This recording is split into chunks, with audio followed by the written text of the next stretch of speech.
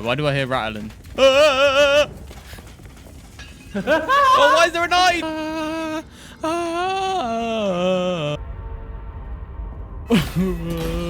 He turned into a chair. He turned into a chair. Horses. Irriman. Oculus. Nasty potion. You need to empty the container. Tempest. Expelliarmus! This is Yapyap, a brand new indie game akin to something like Lethal Company, except it has voice activation spells. Its cute aesthetic is mixed with magical elements where you activate spells either by holding right click or saying out the phrases at the bottom of your screen. And with lots of different things to interact with and lots of different spells to activate, it leads to funny and chaotic moments, a bit like this, where you have 3 tornadoes running around the screen and nowhere to stand. But what is the game actually about? Well, similar to other sort of Lethal Company games and games like REPO, you have a shop and other elements within your hub world, where you collect and select items before you go into a randomized level. The whole premise of the game, unlike other games where you collect stuff, is about destroying as much as you can within the level. This leaves a lot of fun and imagination as you're not having to run around and collect things, and you can interact with things in different ways and don't even have to use spells to destroy stuff. But don't worry, if you've forgotten a wand in the hub level, you are able to find wands directly within the level within these display cases. And each of these wands have multiple abilities, being able to either have X-ray vision or teleport around, to being able to summon duplicates or change yourself into a chair to hide from enemies. And you can find interesting combinations like this astral one, for example, being able to teleport everything around you so you can smash stuff into the floor. I've played around 2 to 3 runs of this game and currently I have only found 3 to 4 wands. But because this is a demo, I expect there'll be lots more fun in the main game with a lot of variety of wands, and I'm hoping to see a fire wand, hopefully, as it'll be quite fun. And what's also great is that you have rooms like this, which are puzzle rooms. And you have to try and figure out how to beat the puzzle. For example, this one is activated via voice, and so you get something like this. Left, right, right.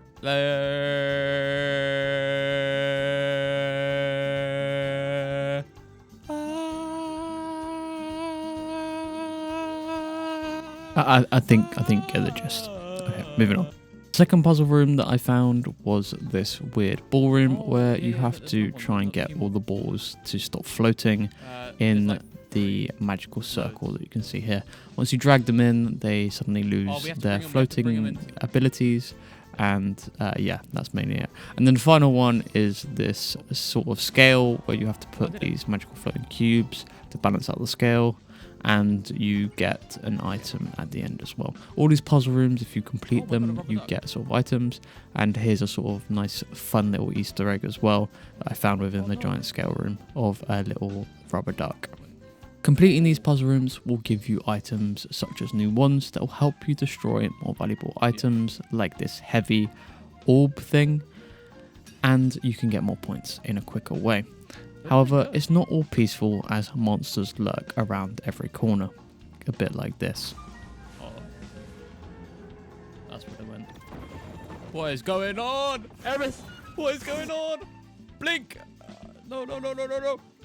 These monsters are really tough, most of them being able to one-shot you, with these weird night things being able to two-shot you, except it's quite hard to get up and run away. You can activate a duplicate spell which provides a little decoy, but even the enemies don't really care. And as you can see, it just instantly one-shot me while giving me a jump scare. And if your time runs out, then you get a nice little visit from this ghost, which instantly kills you. But wait, that isn't all there is. If you take a look at the room we're currently in, it is the resurrection room. And this means these floating weird words right here can be used to resurrect your allies. And this game puts a fun twist on it by making it sound like this. Oculus. He keeps getting it wrong. Lisa. Corpus. Horses. And if you fail to resurrect your allies and get enough points on your final night of the round, then our lovely Moon Man friend here decides to smush you with his massive giant fist. This leads you on to the game over screen, which you can then decide to try again or completely quit the game. As you play the game more and more, you'll get used to the swapping mechanics of your inventory and the dual wielding, meaning you can activate spells a lot quicker and be able to survive and destroy stuff in a more efficient way. This game doesn't hold any hands and doesn't change any settings currently in the demo, meaning it's harder if you play single player than it is if you play as 4 people. The best thing to do while playing single player is try not to fight any enemies and just run away as soon as you see one, because if you die one time, then that is your run over for that night, meaning you'll lose a ton of points. Yapyap is an amazing game and it has tons of potential, and there are a few problems, especially with voice and voice activation, but hopefully this gets ironed out as the demo comes to an end and the full game is released.